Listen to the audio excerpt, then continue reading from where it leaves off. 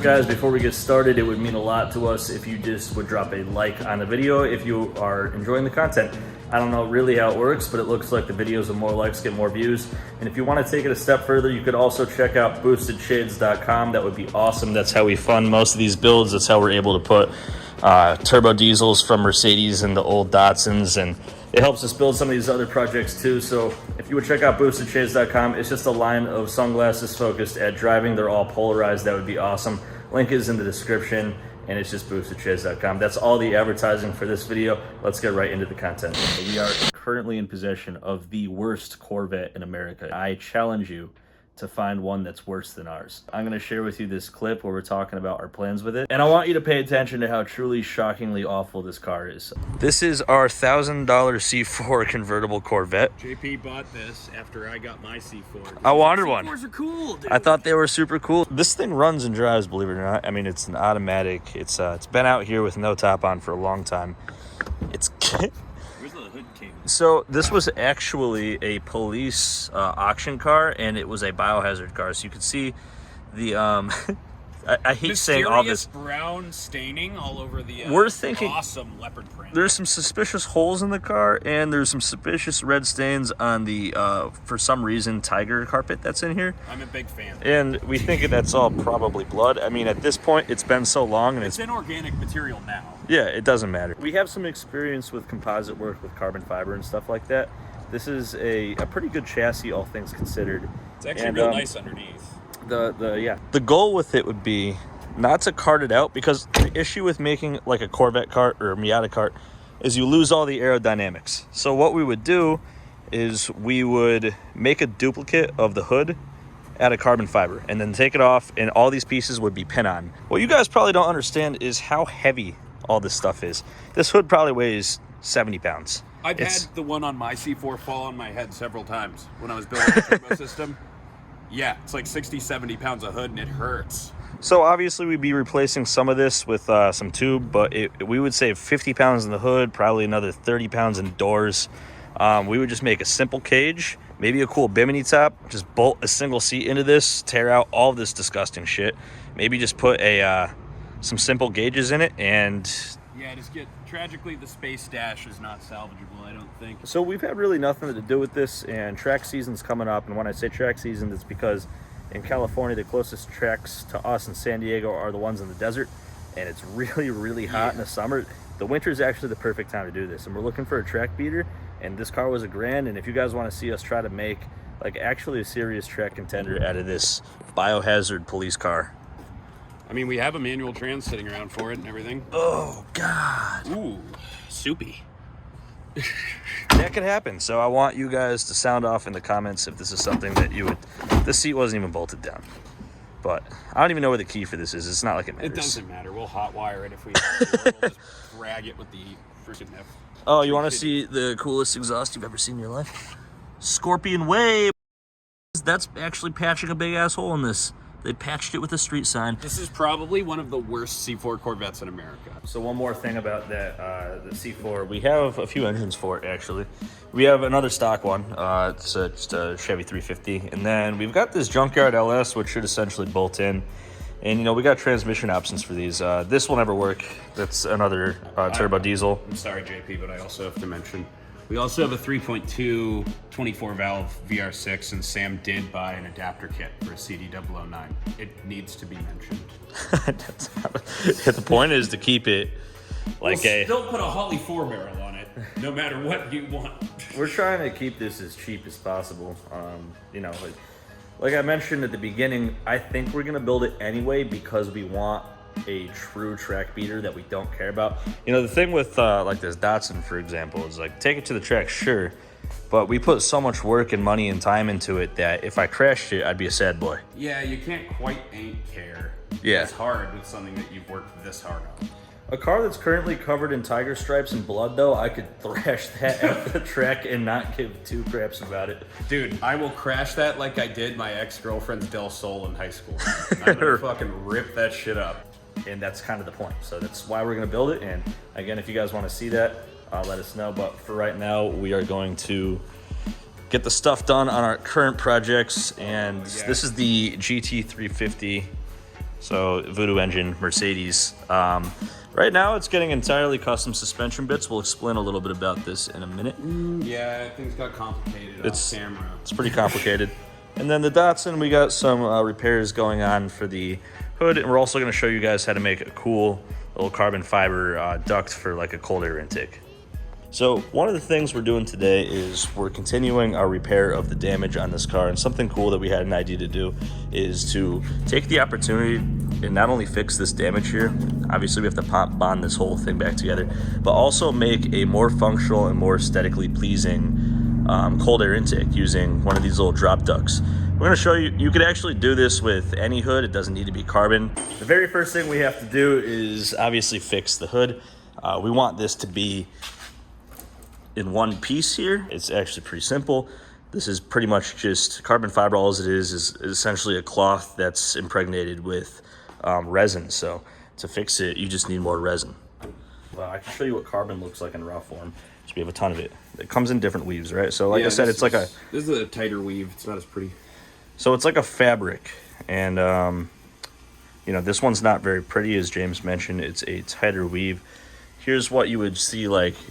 Yeah, in traditional hot boy material, you would see this. That's the fancy stuff you put on top. And then underneath that is fiberglass chop mat. And this is used oftentimes just to reinforce everything. Carbon fiber itself is very expensive, so you'll see a lot of parts made with mostly chop mat and then just a layer of carbon. Essentially, we got this flap going on here, and we have this fancy pants 3M bonding adhesive. It's 3,000 PSI? Yeah, it was like 2,500 to 4,000 depending on application. And that's pounds per square inch. Now, if you look at our entire surface area that we'll be using... And this whole area right here is all flat as well, so it's not like... There's no detail on the inside. It would take several thousand pounds of force to rip this from its hinges again. And that might be accomplished by another boulder, but apart from that, we should be pretty safe. So we're gonna bond all of this down, and then once it cures, we're gonna Dremel out this crack, we're gonna unbolt this, we're gonna make a big reinforcement layer of this, and then we'll show you guys essentially how they make carbon fiber parts. You know, there's like vacuum bagging and stuff if you want it to look pretty, but essentially all they're doing is just layering this down and filling it up with like goo, essentially. It's awful. It's just epoxy. It's glue. They're just filling this with glue, and that's how carbon fiber is made, in the simplest of terms. I mean, that's not even a drastic oversimplification. You know those videos of like the TikTok videos where people make body repairs using ramen noodles and super glue?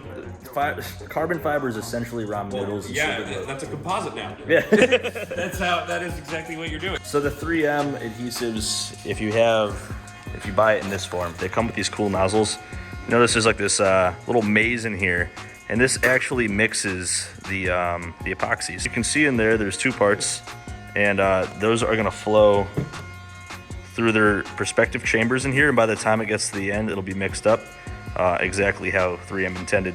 Did it already cure in the tube? Oh my god, it did. No way, why would it do this? We might have to put a different tip on it. So this stuff has a cure time of like 30 seconds. It says that on the bottle. We're pretty stupid for not. Yeah, it like... So it cured in the nozzle. And it cured like immediately. Through here as well. I'll just keep moving my finger on it until you get up here so that we can see. All right. Okay. I'll push it down. Sorry. So this is the craziest shit any of us have ever experienced. We barely got these clamps on, and honestly, it's not as clamped as we would want it to be. I'm not lying. We haven't cut any like time out of this. We just sprayed this.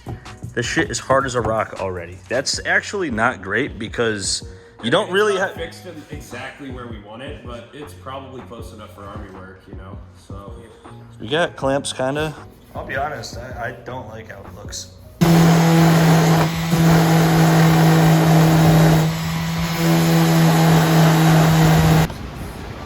Okay, so this stuff's sanded pretty well. We are going to actually cut our carbon fiber literally with a pair of textile shears. And we're just gonna cut some strips, and we're gonna have pretty much pre-cuts. And then we will show you the resin process, and you just lay it on and glue it on, and you're good to go.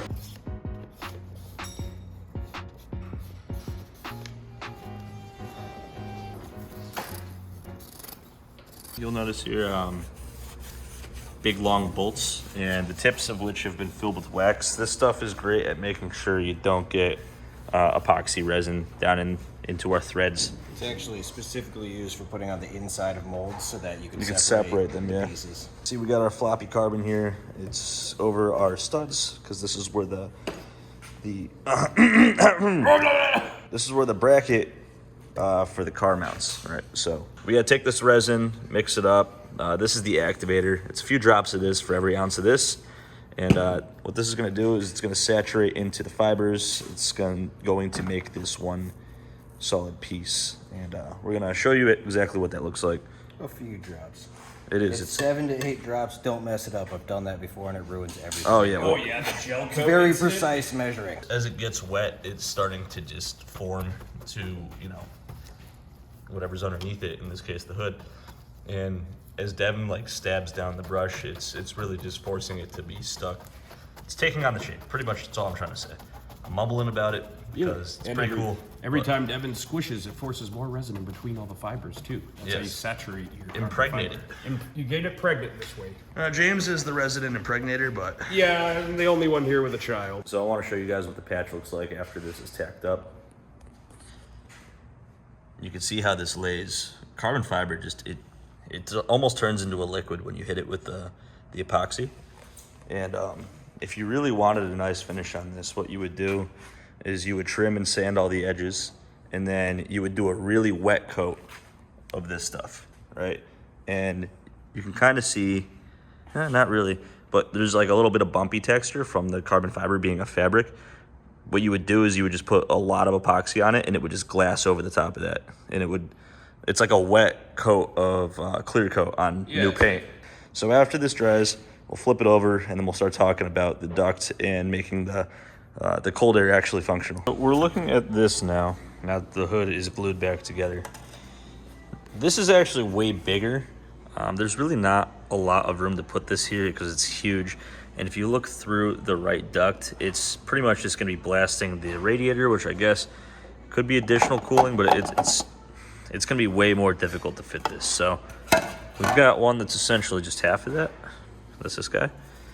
And I'm thinking, since this one's much smaller, we put it all the way up here. You look through there, it's gonna leave the duct. It's gonna be possible for us to just make ducting that connects to this and gets air straight to where the turbo is. So functional kind of cooler air than, you know, directly next to engine. You want as much airflow as possible. Keep those intake temperatures pretty low. So the whole shape isn't going to be cut out. No, it's really just going to be where the circle itself pops in. I'm actually just going to set up some cameras and just do this, and I'll explain how everything went down after it's done.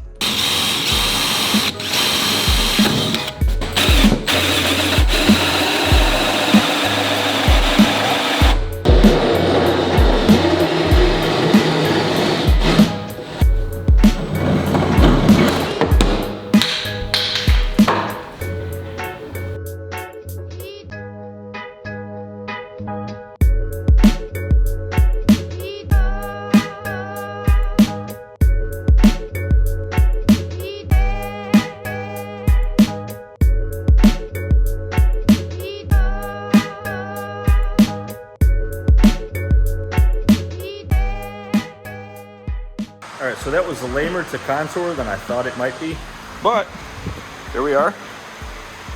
Looking good. It's gonna distract from the damage. I mean, we are going to fix that, but in case it's not perfect, it's gonna distract from that a little bit. If you look through here, that is, well, that's the cooling stack. So if we just make some ducting to the left of that, straight over to the turbo, we'll have a nice little like ram air kind of functional excuse to have this. You know, if we crash the car, you might as well throw in a little bit of extra here. You know, sometimes rebuilding some damage is an excuse to add like a little bit of flair. That's pretty much exactly what this is.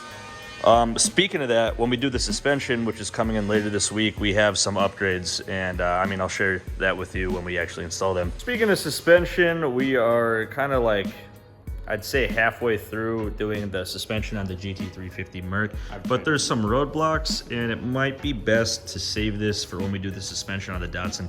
Let's do a big suspension video. Yes.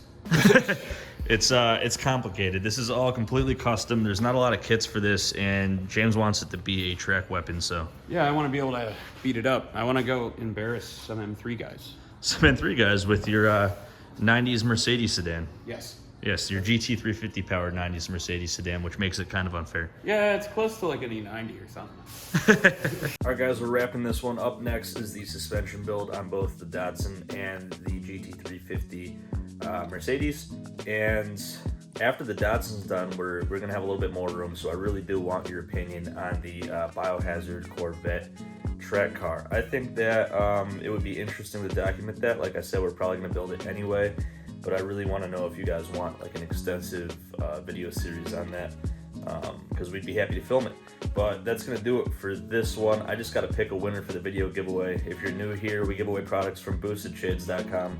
Every single video, all you have to do is like, subscribe, and leave a comment. The winner for this video is going to pop up on the screen now. Like I said, all you have to do is like, sub, and comment. The comment could be anything. But, you know, we ask you guys questions sometimes throughout the video. This video's question, obviously, is your opinion on the BIOHAZARD car. That's going to do it for this one. We'll see you guys next time.